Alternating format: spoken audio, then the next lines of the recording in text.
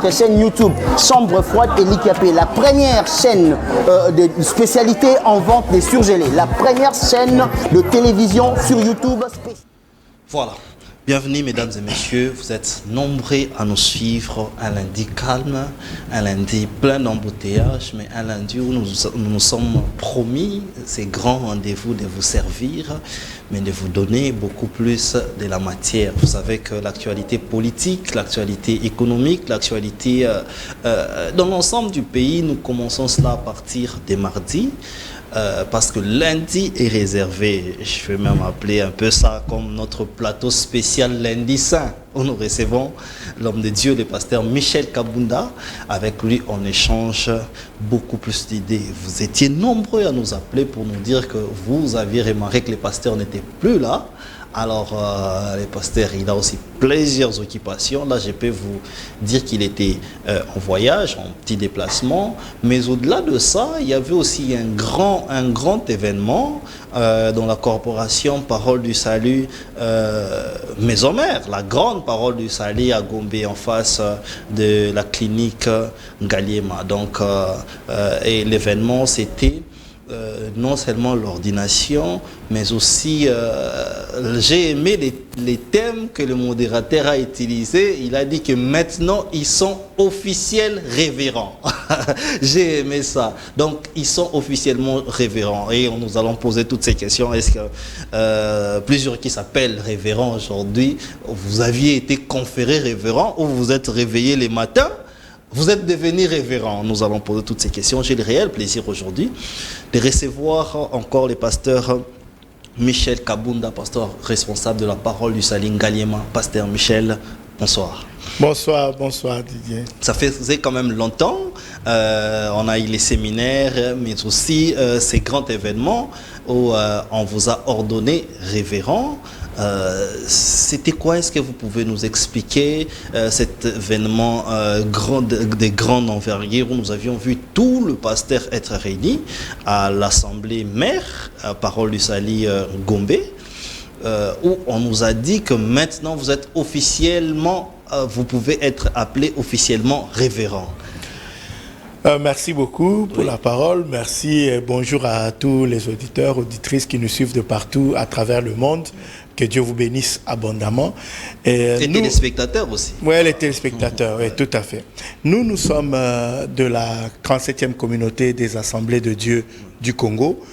Comme toutes les communautés, il y a des règles, il y a des statuts, il y a des règles et des façons de faire. Oui. Alors, pour ce qui concerne la KDC, nous avons d'abord l'organisation nationale, les organisations provinciales, nous avons également les districts et les assemblées locales. Voilà comment la KDC est organisée. Alors, lorsque quelqu'un est appelé pour servir Dieu, il ne doit pas s'autoproclamer. Il commence d'abord au sein d'une église locale où le pasteur de l'église locale reconnaît son appel, reconnaît son ministère, reconnaît que cette personne a quelque chose de Dieu et donc peut être une source de bénédiction pour l'église, corps du Christ, pour la communauté en particulier. Et à partir de ce moment-là, on lui confie des responsabilités, on les prouve, on le teste, on le met à l'épreuve et on voit comment il se comporte et de plus en plus, son appel s'affermit et se prouve. Oui. À partir du moment où l'Église voit que vraiment ce frère ou cette sœur est vraiment appelé à servir Dieu, oui, on fait la première étape qui est la reconnaissance du ministère. Okay. Là, on reconnaît l'appel que la personne a reçu, oui, on le reconnaît et à partir de ce moment, les gens commencent à l'appeler pasteur parce qu'il y a la reconnaissance du ministère. Ou s'il est reconnu comme évangéliste ou comme, selon le titre de la reconnaissance, on commence à l'appeler selon ce titre-là. Évangéliste, docteur, pasteur, apôtre, prophète. Okay. Maintenant, après cette étape, il y a, selon l'évolution de son ministère, l'église locale peut être appelée à l'implanter quelque part.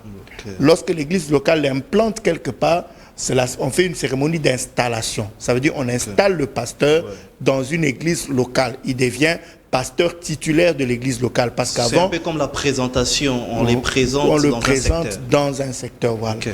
Parce qu'avant, il était pasteur auxiliaire au sein de l'église De mère. l'église, oui. Après, il devient pasteur principal d'une église locale. Là, on vient l'installer. Oui. OK. Ah, donc. Maintenant, Oui. à partir de ce moment-là, il devient le pasteur principal de l'église locale.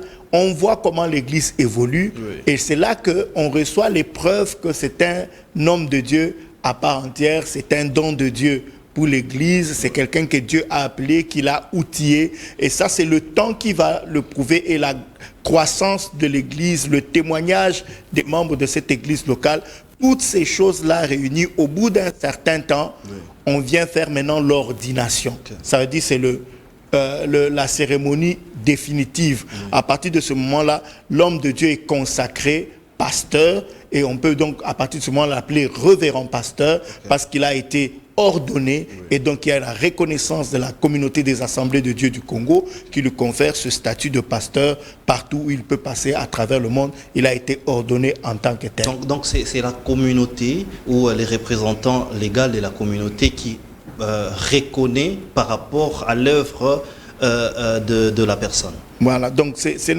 le représentant légal de la communauté vient en dernier lieu pour l'ordination.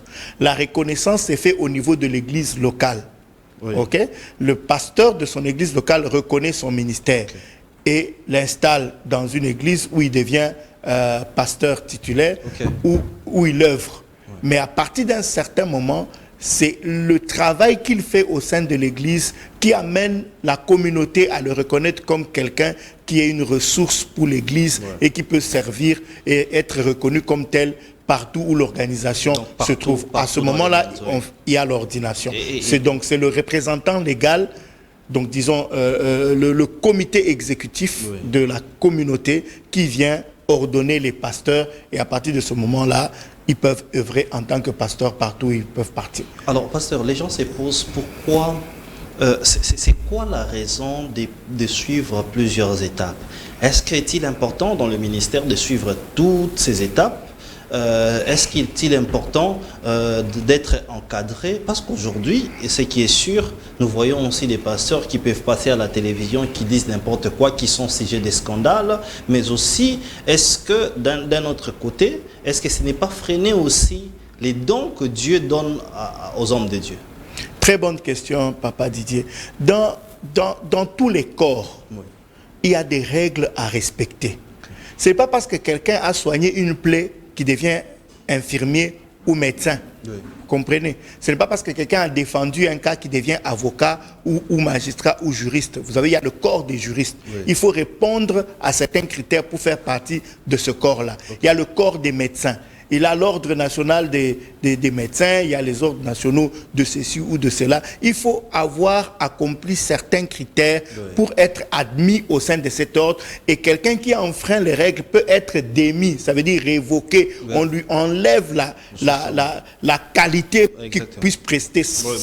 Ça protège le corps. Vous voyez, même en journalisme, voilà, parce que quelqu'un n'observe pas les us et coutumes.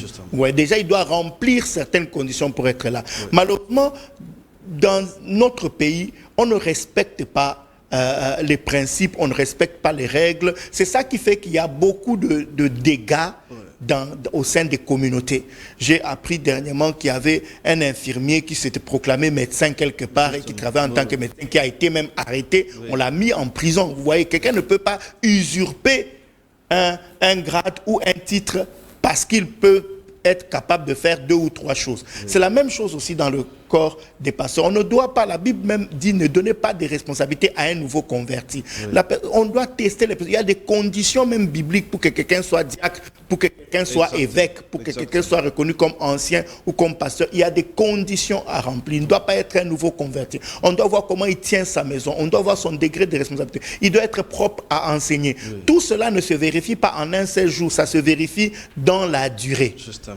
Et nous, dans notre corps, chez les pasteurs, pour la communauté de la KDC, pour quelqu'un qui soit reconnu pasteur, il doit avoir une formation biblique qui lui confère le titre et qui lui donne le droit de pouvoir enseigner aux autres. C'est très important. Et ensuite, on doit voir comment il gère l'église, comment il administre l'église, comment il s'occupe du peuple de Dieu. On doit voir comment les dons qu'il a reçu de Dieu, le don du Saint-Esprit et le fruit de l'Esprit se manifeste en lui. Sa femme doit attester que c'est véritablement un homme de Dieu parce que c'est elle qui le connaît, qui dort avec lui. Elle doit confirmer que oui, mon mari est un homme de Dieu, il est digne de confiance, vous pouvez le donner. Ses enfants doivent attester, sa communauté.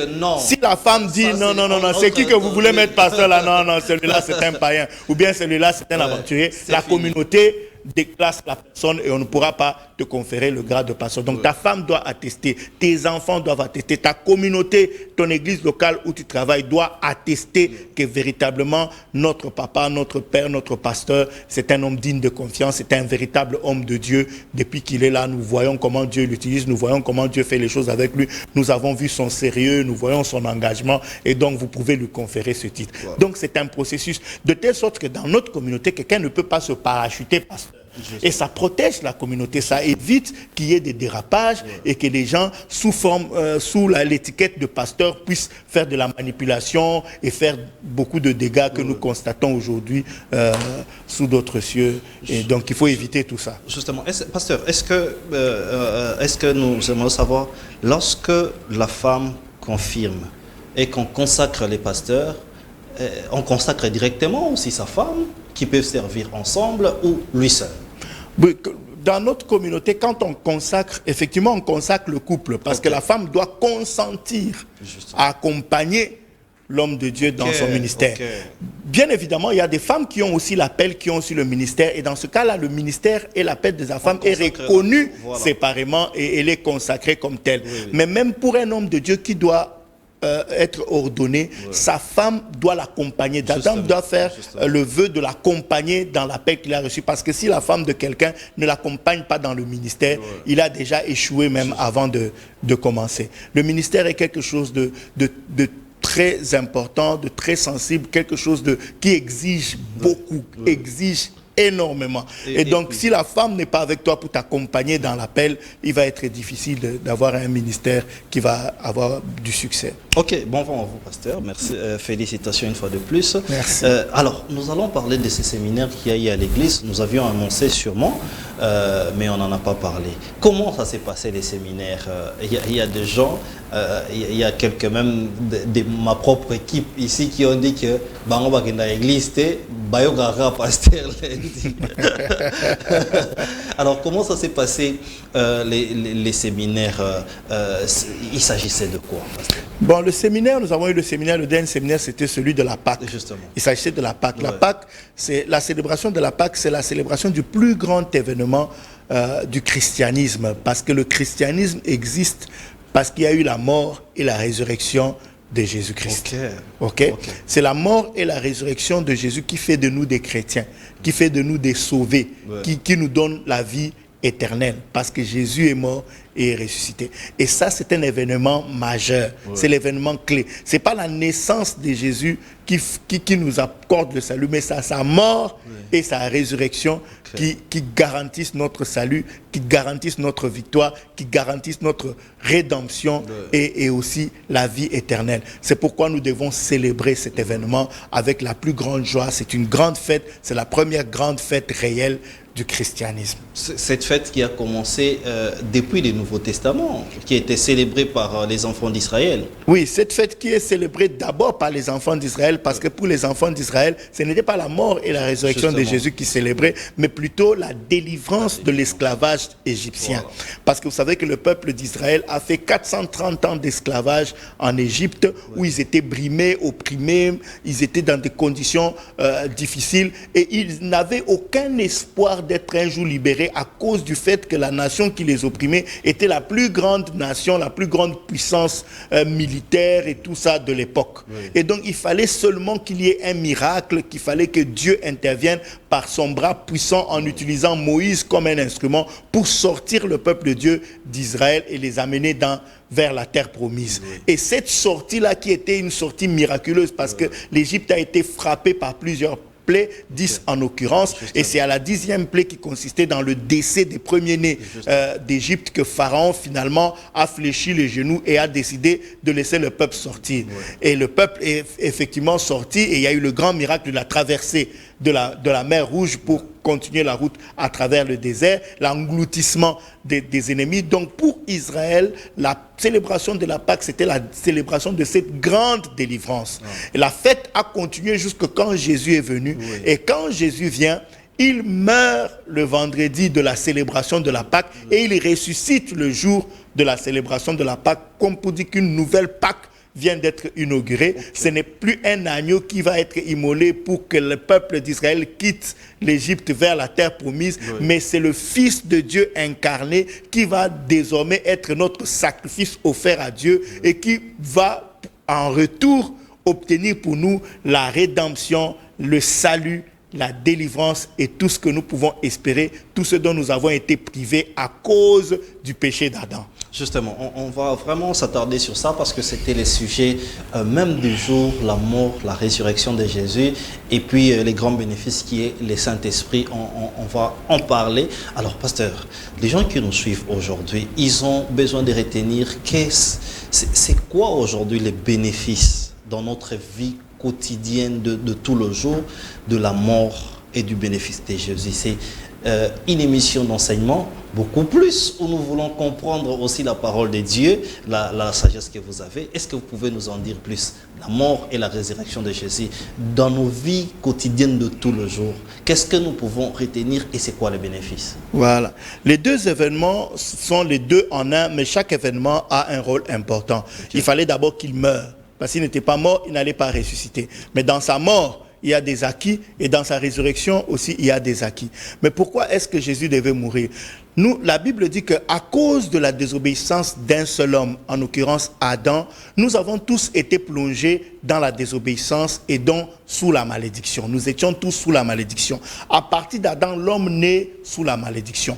Ce n'est pas parce que tu pêches que tu es pécheur, mais c'est parce que tu es pécheur que tu pêches. Le péché est donc collé à notre nature humaine défaillante et pécheresse. L'homme a terni l'image parce que quand Dieu a créé l'homme, il a dit faisons l'homme à notre image et selon notre ressemblance. Cette image a été brisée à cause du péché qu'Adam et Ève avaient commis dans le jardin d'Éden et à partir de là, ils ont été chassés du territoire de la bénédiction, du territoire de la longévité, du territoire de la vie. Ils sont allés maintenant errer. L'homme est devenu faillible, il peut tomber maintenant malade, il a perdu son éternité, sa longévité, sa force et sa suprématie sur toute la création de nature, Dieu. Où l'on pouvait envoyer même les animaux. C'est lui qui nommait les animaux. Il était immortel, il dominait sur les animaux, il dominait sur tout. Mais lorsque Satan est venu par la ruse l'égarer, Satan a récupéré cette autorité, cette domination sur la terre. C'est pourquoi aussi on l'appelle le prince de ce monde. Okay. Maintenant, l'homme a perdu le pouvoir, l'homme a perdu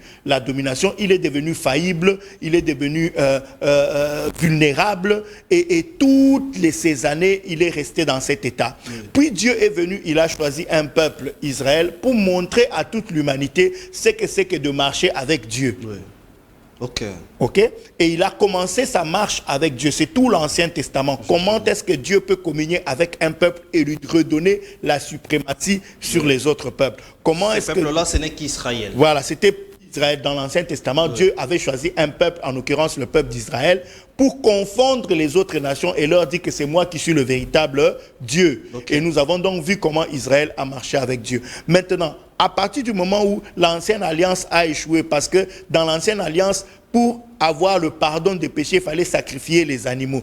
Mais Dieu a vu que cette alliance-là ne pouvait pas sauver l'homme, elle ne pouvait pas amener l'homme à la perfection, parce que les gens en ont fait même un business. Vous voyez, c'est comme ça que les vendeurs d'animaux avaient même envahi les temples, parce que quelqu'un pouvait même appeler les sacrificateurs pour dire que mon frère, garde-moi des chèvres là, parce que je viens de pécher. Au lieu que la loi soit quelque chose qui te délivre du péché, mais c'était devenu comme une licence pour pécher. C'est-à-dire, plus tu as l'argent, plus tu n'as aucune crainte de pécher, parce que tu as plein de sacrifices que tu vas faire par rapport à tes péchés pour calmer et apaiser la colère de Dieu. Et donc ce système n'a pas marché. Dieu a vu que ce système ne pouvait pas amener l'homme à la perfection. Il fallait donc instaurer un nouveau système qui devait ramener l'homme dans son état original et l'amener à la perfection et dans une communion parfaite avec Dieu. Et pour ça, il n'y avait pas d'autre moyen que de sacrifier un sacrifice capable de couvrir tous les péchés de l'humanité tous les péchés des hommes, tous les problèmes que l'humanité puisse rencontrer. De tout. Donc voilà. la mort de Jésus. La mort de Jésus, effectivement. Et pour cela, il fallait que ce soit un agneau sans tache. Il fallait que ce soit quelqu'un qui n'a pas péché. C'est pour cela qu'au ciel, quand on a posé la question, qui va aller pour accomplir cette mission, c'est la première fois qu'au ciel où il y a un silence total. Ni les anges, les 24 personne. vieillards se sont tus. Les 4 vieillards, personne n'a parlé. Parce que comme j'ai l'habitude de le dire, c'est comme quand tu es à l'école, en classe, et que le professeur pose une question. Difficile. Lorsque tu n'as pas la réponse, tu fais tout pour que même tes yeux ne puissent pas croiser les yeux du professeur. Tu restes calme dans ton corps pour qu'on ne puisse pas te choisir parce que tu n'as pas la réponse. Il y eut un silence dans le ciel et puis Jésus a dit, me voici, moi je viens pour accomplir ta volonté. Il a dit, tu n'as voulu ni sacrifice ni holocauste pour les péchés, voici je viens pour venir accomplir ta volonté. Et donc il vient mourir comme un substitut. Il se substitue. En réalité, c'est toi et moi qui devions mourir à cause de nos propres péchés, mais aussi à cause de la malédiction que nous avons héritée d'Adam.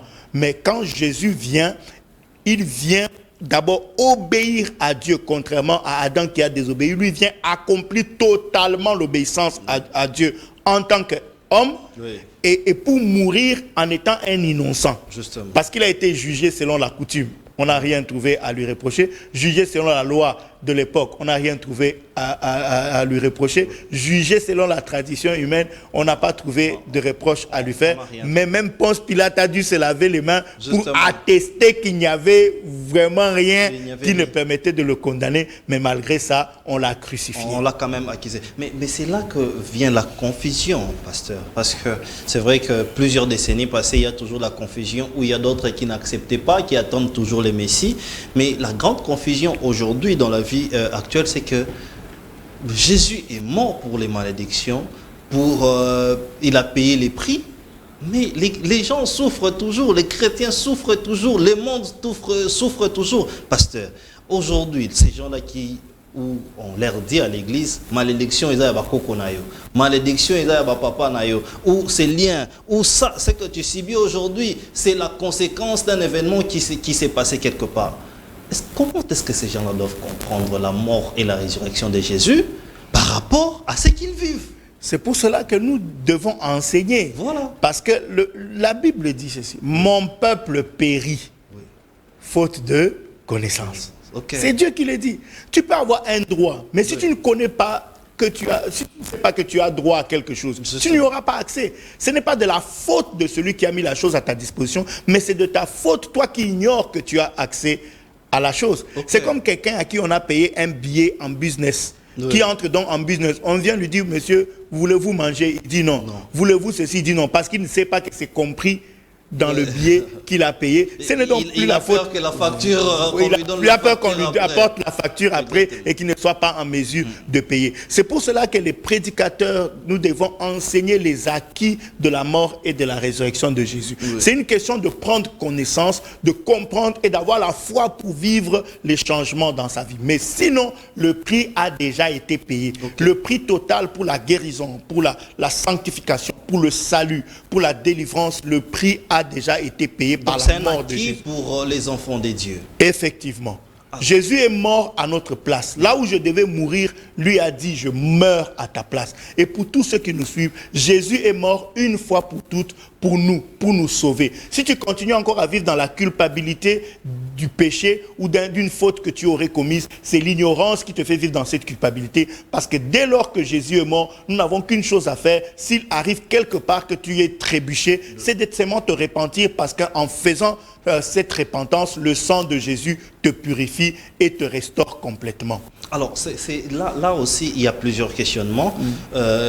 Généralement, il y a aussi aujourd'hui les prédicateurs qui ne prêchent que la grâce de Dieu, qui expliquent que la mort et la résurrection de Jésus nous exemptent de toutes choses.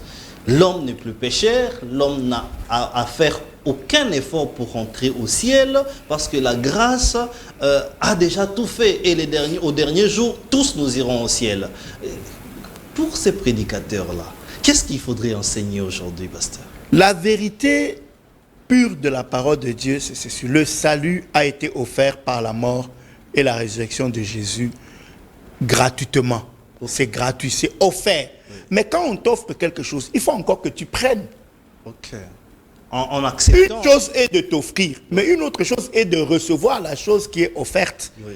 C'est pour cela que le salut est gratuit, mais on l'obtient, on le reçoit par la foi, en recevant Jésus-Christ dans sa vie comme Seigneur et Sauveur. Dès que tu reçois Jésus, la Bible dit, si tu confesses de ta bouche le Seigneur Jésus, et si tu crois dans ton cœur que Dieu l'a ressuscité des morts, tu seras sauvé. Voici les deux conditions. Première condition, il faut confesser de ta bouche.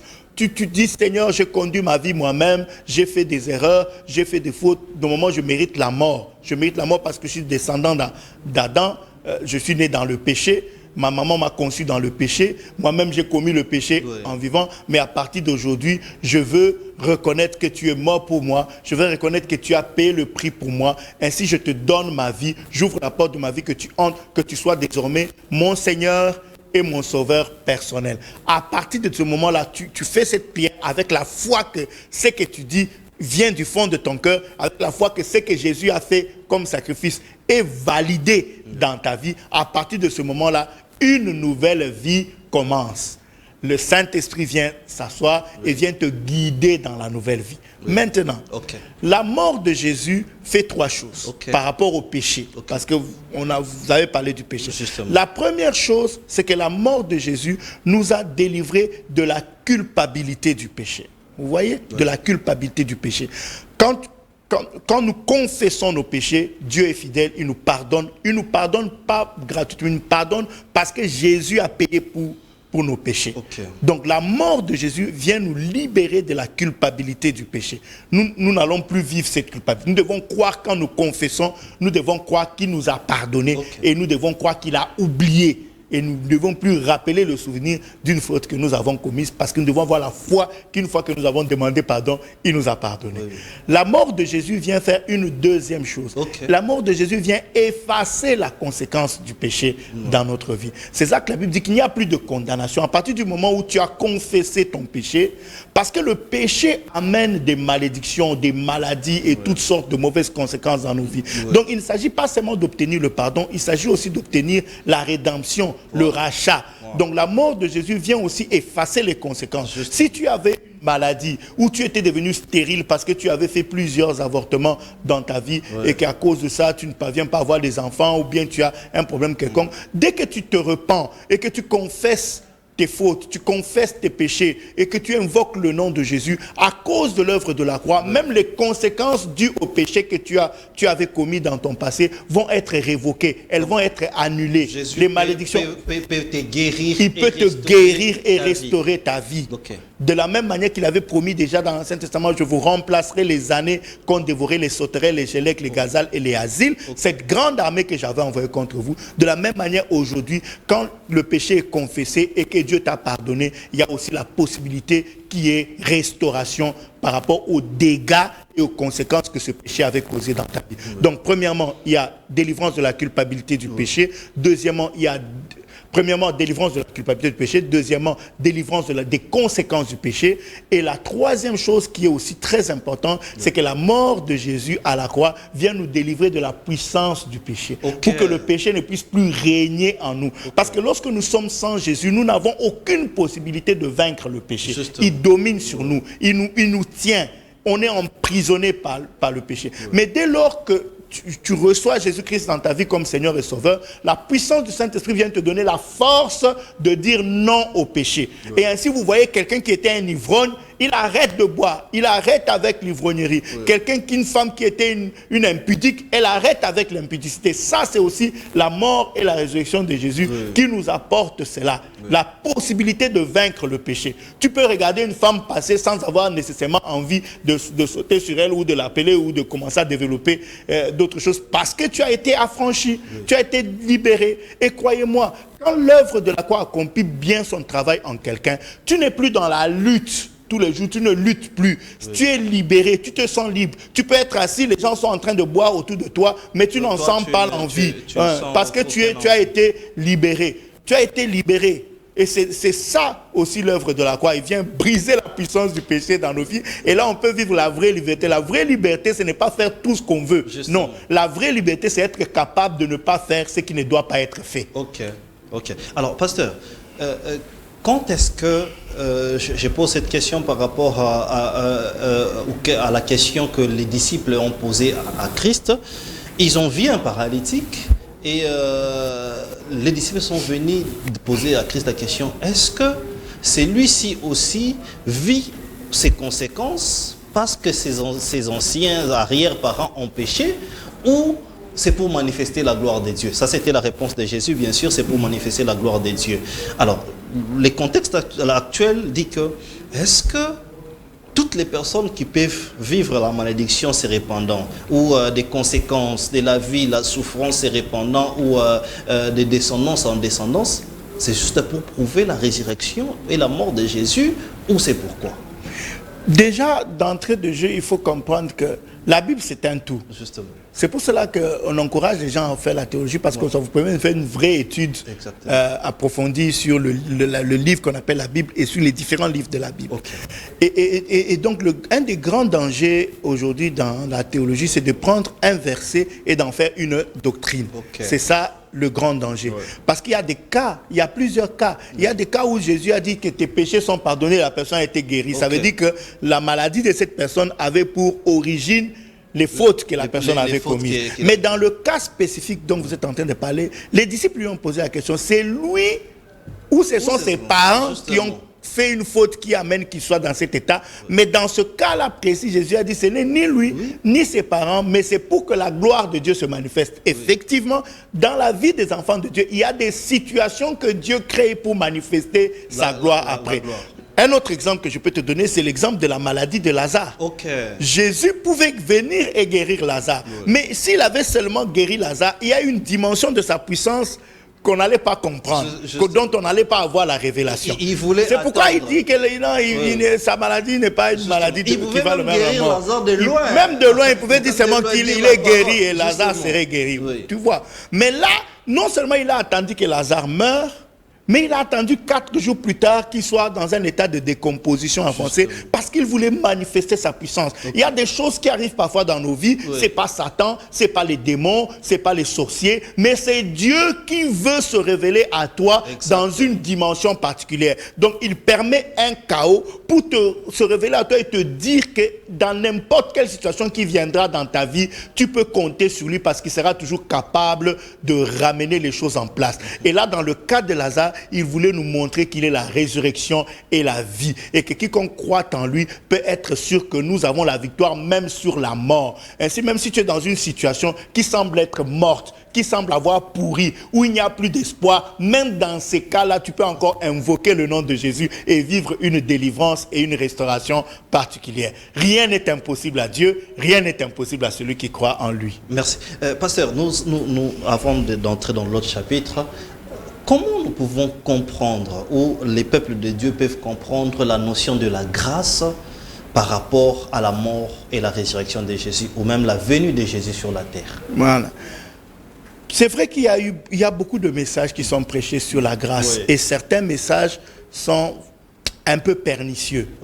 Parce que la grâce n'est pas une licence pour pécher. C'est très important de comprendre ça.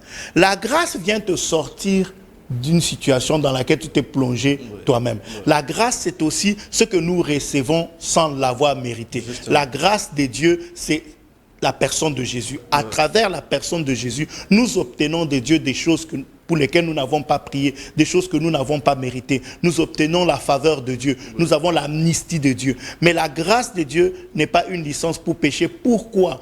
Parce que le péché a quelque chose de pervers, pas contre Dieu, mais contre toi qui le commets. Tu comprends? Quand moi je pêche, Dieu ne perd rien. Dieu n'est pas diminué, il reste Dieu. Il a toujours son adoration, il a sa louange, il reste Dieu. Mais quand je pêche, c'est moi qui me mets en difficulté. C'est moi qui me mets en problème. Je peux donner quelques exemples. Tu pries, tu jeûnes, Dieu te bénit, on te donne un travail, un poste de comptable quelque part. Tu arrives en tant que comptable, tu détournes l'argent de la caisse. La grâce de Dieu ne va pas te couvrir pour qu'on ne voie pas que tu as détourné. Il va y avoir une audite et on va voir que tu avais détourné. Tu vas perdre ainsi le travail que tu avais obtenu par la grâce. Donc la conséquence du péché en ce moment-là, ça sera la perte du travail. Et ce n'est pas parce que tu es chrétien que tu ne vas pas perdre le travail. Tu le perdras parce que tu as péché. Donc nous, Ouais, en tu tant que rentreras au chrétiens, chômage. voilà, nous en tant que chrétiens, nous devons tout faire pour ne pas tomber dans le péché parce que le péché a toujours des conséquences.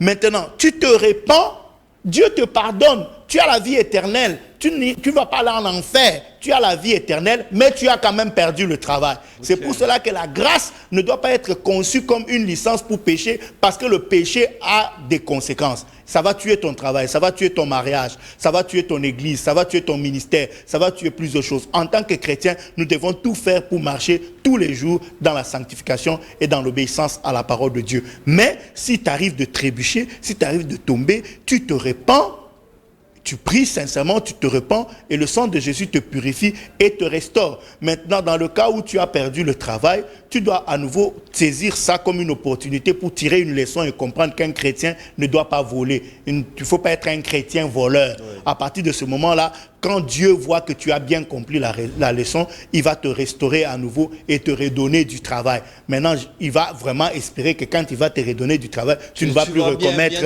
la même erreur. Oui, oui. Voilà. Alors, pasteur, nous allons entrer dans les chapitres qui est les Saint-Esprit et les bénéfices du Saint-Esprit. Mais avant ça, puisqu'on parle de Jésus, aujourd'hui, sur les réseaux sociaux, en tout cas, il y a des millions de gens qui se posent plusieurs questions.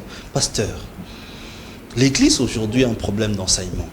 Alors, nous voulons savoir, Jésus a-t-il une image? Ces personnes-là qui pensent que l'image du film de Jésus ou la photo de Jésus est Dieu, sont-ils des idolâtres? Ils iront en enfer? Ou qu'est-ce que nous pouvons comprendre par rapport à cela? C'est un sujet important qui se dit dans les réseaux sociaux. Il y a même une femme qui s'appelle, on ne cite pas les noms, qui dit que, tout ça y est, tsunami tema. Voilà. En fait, Dieu n'a pas une image. Si vous lisez la Bible, même déjà dans Exode, chapitre 20, à partir du verset 4, vous lisez en dessous, là, Dieu dit, tu ne feras aucune représentation, tu ne feras aucune image. Dieu ne doit pas être représenté sous forme humaine. Il ne doit pas être représenté même sous une forme de statue. La Bible elle-même dit, tu prends un bois, tu prends de la porcelaine, tu fais l'assiette, tu te sers, tu manges. Tu prends encore la porcelaine, tu fais une forme de femme et tu commences à t'agenouiller, te prosterner sur ça. Non.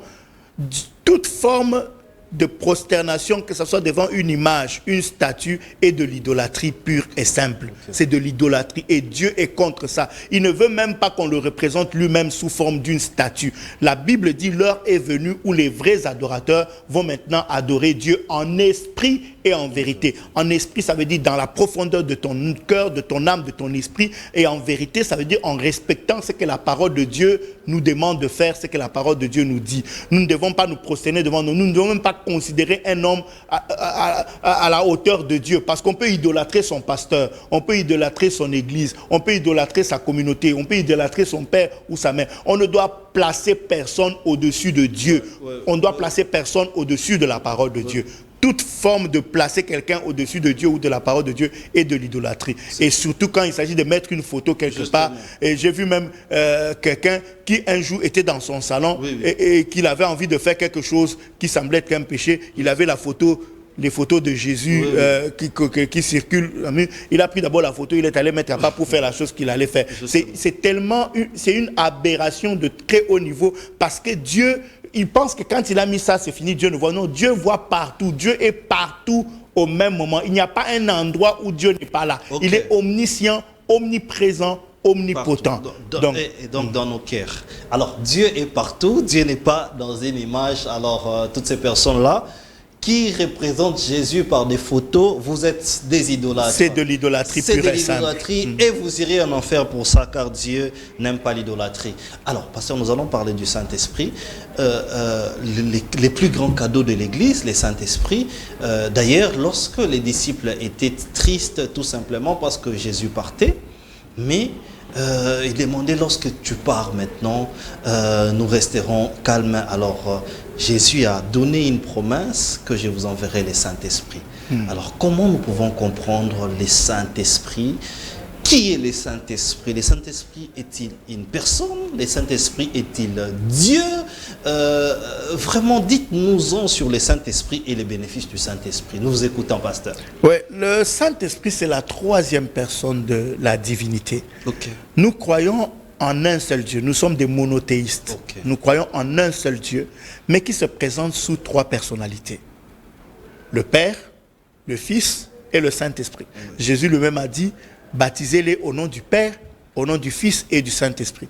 Lorsque nous rentrons dans Genèse, cette divinité trinitaire, elle est déjà manifeste parce que Dieu dit, faisons l'homme à notre image et selon notre ressemblance. Et la Bible dit que l'Esprit de Dieu se mouvait à la surface des eaux, puis Dieu dit.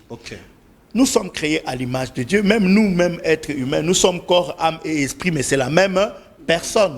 Nous sommes la même personne, mais nous sommes corps, âme et esprit. Et donc, Jésus est l'image visible du Dieu invisible. Mais il y a le Père qui commande, qui ordonne et qui fait des choses de façon indépendante, parce que Jésus lui-même a dit, pour ce qui est du dernier jour, ni le Saint-Esprit, ni le Fils ne connaît, il n'y a que le Père qui connaît ces jours. Et le Saint-Esprit aussi, les 3 entités, chaque entité a ses opérations, a les œuvres que cette entité fait. Et le Saint-Esprit maintenant, c'est lui qui vient garantir la présence de Dieu en nous. C'est pourquoi Jésus avait dit que je ne vous laisserai pas seul. Et aussi avant ça, il avait dit qu'il vous est avantageux que je puisse m'en aller. Voilà, parce que quand il était sur la terre, il était local. Justement. Quand il était à Matete, il n'était pas à Lemba. Quand il était à Mboudi, il n'était pas à la Gombe. Vous voyez, il fallait se déplacer de partout pour aller là où était Jésus, pour pouvoir vivre quelque chose. C'est pourquoi il a dit qu'il vous est avantageux que je m'en aille. Il est à votre avantage. Voilà, c'est à votre avantage. Parce que quand il part et qu'il envoie le Saint-Esprit, le Saint-Esprit vient garantir l'omniprésence de Dieu sur la terre. À travers chaque chrétien, Dieu se manifeste. Les mêmes œuvres qu'on vivait en se déplaçant de partout pour aller vers Jésus, maintenant il y a plusieurs Jésus, il s'est multiplié un peu partout. Vous pouvez vivre la même chose en étant en contact avec les vrais chrétiens nés de nouveau et qui ont été baptisés dans le Saint-Esprit. Donc les Saint-Esprit, Jésus disait que la venue du Saint-Esprit, c'est votre avantage en fait. Voilà. Donc et c'est un vrai avantage. Votre avantage. C'est un vrai avantage parce que dans l'Ancien Testament, étant donné qu'il n'y avait pas encore la rédemption, l'Esprit de Dieu ne pouvait pas être permanent dans l'homme. Parce que Dieu ne cohabite pas, il est saint, il ne cohabite pas avec le pécheur. Tu vois. Maintenant, à partir du moment où il y a eu la rédemption et que le sang de Jésus est venu nous laver, nous purifier et nous couvrir, le voile qui était dans le temple, qui séparait le lieu saint du lieu très saint, s'est déchiré. Maintenant, nous avons tous accès à entrer dans le lieu très saint et à communier de manière permanente avec Dieu. C'est ainsi que Dieu peut maintenant habiter en moi. Moi qui suis imparfait, le Dieu parfait peut désormais habiter en moi par le Saint-Esprit. Et ça, c'est un avantage. Parce qu'on n'a plus besoin toujours d'aller consulter les prophètes, d'aller consulter ceci. Même toi-même, en te mettant en genoux dans ta chambre, tu peux poser une question à Dieu et recevoir la réponse. Tu peux recevoir la prophétie. C'est ça qui fait que le chrétien, aujourd'hui, peut vivre la manifestation de tous les dons du Saint-Esprit. Je dis bien tous les dons. Tous les chrétiens peuvent prophétiser. Tous les chrétiens peuvent avoir une parole de sagesse, une parole de connaissance, peuvent avoir une vision, une prophétie. Tous les chrétiens peuvent imposer les mains aux malades et obtenir la guérison, peuvent prier et obtenir un miracle. Tous les dons du Saint-Esprit sont disponibles pour tous les chrétiens. À toute l'Église. Donc, à toute l'Église. L'un des avantages que Jésus nous a donné, c'est que nous l'avons en permanence au canal du Saint-Esprit. Voilà. Alors, c'est quoi les bénéfices du Saint-Esprit? Comment est-ce que nous pouvons, toutes ces personnes qui nous suivent, comment est-ce qu'ils peuvent acquérir le Saint-Esprit, les garder en permanence dans leur vie pour pouvoir être aussi puissants? Parce que le Saint-Esprit, d'un côté, il est puissant, d'un côté, il guérit, de l'autre côté, il donne l'intelligence, de l'autre côté, il donne tout. Comment garder la chaleur du Saint-Esprit? Je pense même que ça, c'est la notion, c'est ce qu'il y aura dans les séminaires. Oui, ça. Si je suis on parle le même langage avec la régie, ils vont aussi nous balancer. Voilà, c'est la photo déjà du séminaire. Voilà, gloire au Seigneur. Qui aura à partir de mardi 14 au vendredi 17 mai. Voilà. Et on clôture les dimanches. Gloire à Dieu. Alors, pasteur, dites-nous-en, que nous soyons déjà au parfum de ce que sera les séminaires. C'est quoi les avantages du Saint-Esprit? Alors, le Saint-Esprit est Dieu. Et c'est par le Saint-Esprit que la vie même de Dieu doit couler en nous. Tu vois. Sans le Saint-Esprit, nous sommes des hommes charnels, nous sommes des hommes animaux. Oui. Et à quelques références près, on ne diffère en rien des animaux, si seulement à cause du fait qu'on est un peu plus intelligent qu'eux. Mais quand le Saint-Esprit vient, il nous connecte à la source intarissable de grâce, de paix, de bonheur. Parce qu'il vient déjà avec le fruit de l'esprit. Quand la paix de Dieu s'installe en toi, même dans un milieu trouble, tu vas ressentir la paix et la joie parce qu'elle ne dépend pas du monde, ni de ce qui se passe dans ton compte en banque. Tu peux avoir un compte en banque vide, mais être joyeux, en train de danser quand le Saint-Esprit est en toi. Et cette paix, nous en avons besoin parce qu'il y a des gens qui ont des millions dans les comptes et qui manquent la paix. Qui sont obligés d'aller se saouler pour retrouver la paix quelque part. Justement. Mais le fruit de l'esprit, c'est la paix, la joie, la tempérance, la douceur, la bénignité. Quand le Saint-Esprit vient en toi, tu as déjà la quiétude intérieure. Tu es en paix, tu as une joie intérieure, tu as une paix intérieure. Mais maintenant, en plus de ça, le Saint-Esprit vient faire de nous des surhommes.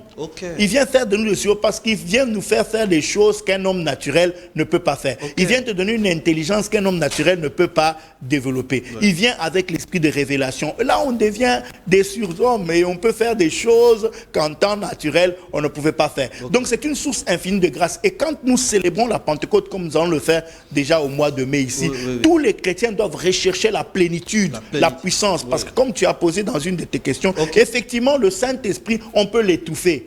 Le Saint-Esprit, on peut l'attrister. Le Saint-Esprit, on peut même l'éteindre. C'est pourquoi la Bible dit, n'éteignez pas le Saint-Esprit, n'étouffez pas le Saint-Esprit, n'attristez pas le Saint-Esprit. Au contraire, on doit le raviver. On doit le raviver par des moments, par la prière, par une bonne vie de prière. On doit le raviver par la méditation de la parole de Dieu et on doit le raviver en évitant de commettre des erreurs, de commettre le péché, parce que le péché vient éteindre le Saint-Esprit, le péché vient étouffer le Saint-Esprit, les rancœurs, la méchanceté, la jalousie, les mauvais sentiments étouffent le Saint-Esprit et l'empêchent de se manifester. Pendant des moments comme ceux du séminaire, on va expliquer comment libérer la puissance du Saint-Esprit en toi en évacuant tout ce qui peut être comme des choses qui peuvent étouffer, qui peuvent éteindre, empêcher l'œuvre du Saint-Esprit de s'opérer, et comment demander des dons que tu ne possédais pas, parce que Dieu donne. On dit ce sont les dons du Saint-Esprit. C'est-à-dire le Saint-Esprit vient nous communiquer des dons. Il vient donner, il peut donner. Tu peux demander le don de guérison, tu peux demander le don de miracles, tu peux demander le don de prophétie, et Dieu donne. S'il y a une chose vraiment que Dieu est disposé à donner aux gens, c'est les différents dons du Saint-Esprit. Donc quand le Saint-Esprit vient, il se manifeste par des dons, dans la vie d'une personne, la personne devient extraordinaire. Elle devient extraordinaire, elle a maintenant un don. Par exemple, si maman a maintenant le don de prophétie, ça veut dire que beaucoup de choses vont changer dans sa maison. Au lieu de commencer à s'asseoir là et à se chamailler avec son mari, tu peux être là, dès qu'il arrive, tu dis que mon chéri, tu viens d'où? Il dit que non, j'étais au bureau avec monsieur le conseiller jusqu'à 23h. Il dit que non, papa, quand tu étais à Bandal, assis dans tel coin, tu étais assis avec une fille qui avait une robe rouge. Voilà, je te voyais pas.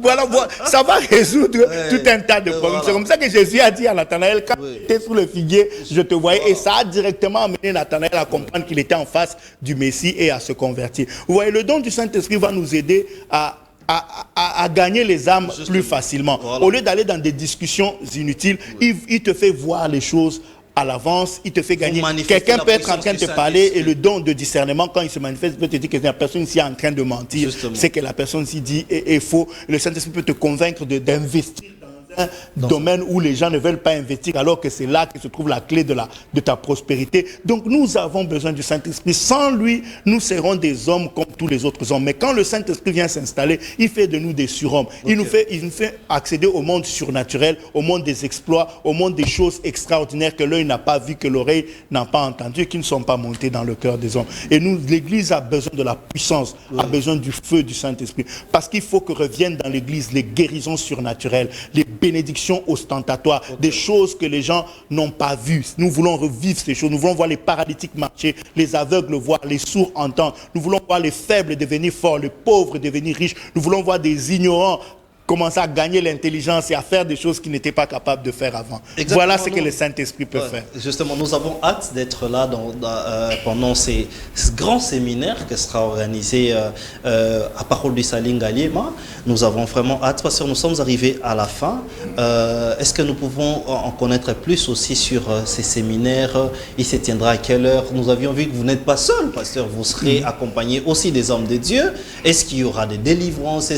Qu'est-ce qu'il y aura au menu? Voilà, nous ne serons pas seuls, effectivement, parce que personne, aucun homme de Dieu n'a tout. Okay. Non. Dieu donne à chacun. Le Saint-Esprit en question. Le Saint-Esprit distribue à chacun selon son bon vouloir. Voilà. Donc d'autres hommes de Dieu ont des choses que je n'ai pas, ont des grâces que je n'ai pas. Et donc nous avons besoin que ces hommes de Dieu-là viennent aussi distribuer les grâces et les dons qu'ils ont reçus. Parce qu'on peut communiquer aussi les dons du Saint-Esprit. Quand on a reçu, on peut communiquer à quelqu'un par imposition de main ou par simple déclaration ou au travers l'enseignement. Nous allons créer une atmosphère de gloire qui va permettre que chacun soit baptisé dans le Saint-Esprit. Et donc, effectivement, quand le Saint-Esprit descend, il y a des délivrances parce que l'onction brise les joues. Il y a des délivrances, il y a des guérisons. Quand le Saint-Esprit descend, les gens sont baptisés dans le Saint-Esprit. Ils obtiennent des dons nouveaux, des grâces nouvelles. Il y a des guérisons. La puissance du péché disparaît. On monte à un autre niveau parce qu'il y a des niveaux. On peut monter jusqu'à commencer à nager. Et voilà, c'est vraiment la plénitude de Dieu. On doit baigner dans cette plénitude. Il y aura donc le pasteur Dédé Landou qui est connu dans la ville de Kinshasa, le pasteur Lévi Congolo, le pasteur Flarin Kanto et moi-même. C'est vraiment, je crois qu'avec ces hommes de Dieu bénis et puissants que Dieu a utilisés et qu'il utilise encore puissamment, le peuple de Dieu sera extrêmement béni. C'est l'affiche qu'ils voient là, c'est l'affiche qu'ils sont en train de voir. Nous sommes arrivés à la fin. Voilà, c'est l'affiche qu'ils voient et c'est tous les hommes de Dieu là qui sont là.